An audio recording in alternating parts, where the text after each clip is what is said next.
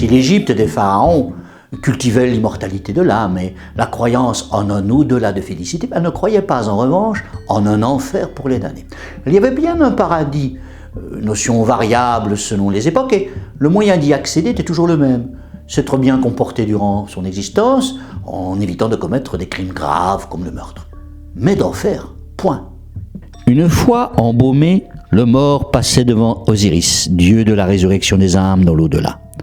Son cœur, siège de son âme, était soumis à un jugement, la psychostasie. L'organe était posé sur le plateau d'une balance, tandis que sur un autre était posée une plume d'autruche, symbole de la vérité.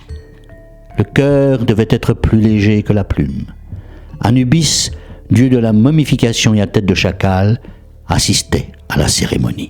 Une autre divinité monstrueuse restait aux aguets, la dévoreuse d'âmes. Cet être effrayant fut parfois Taouret, la déesse hippopotame, cet animal étant bien connu pour sa férocité, en particulier lorsqu'il s'agit pour lui de défendre ses petits. On invoquait souvent Taouret pour éloigner les mauvais esprits. Mais cette dévoreuse d'âme fut plus fréquemment Amout, une déesse au corps composite, tête de crocodile, buste de lion, arrière d'hippopotame. Cette créature terrifiante se tenait aux aguets pendant la pesée de l'âme.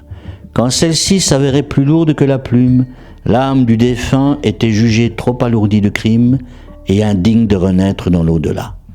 Alors Amout se jetait sur elle et la dévorait, la réduisant au néant.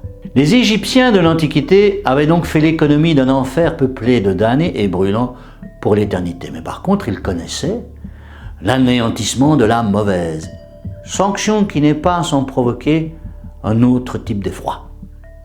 N'oublie pas de t'abonner.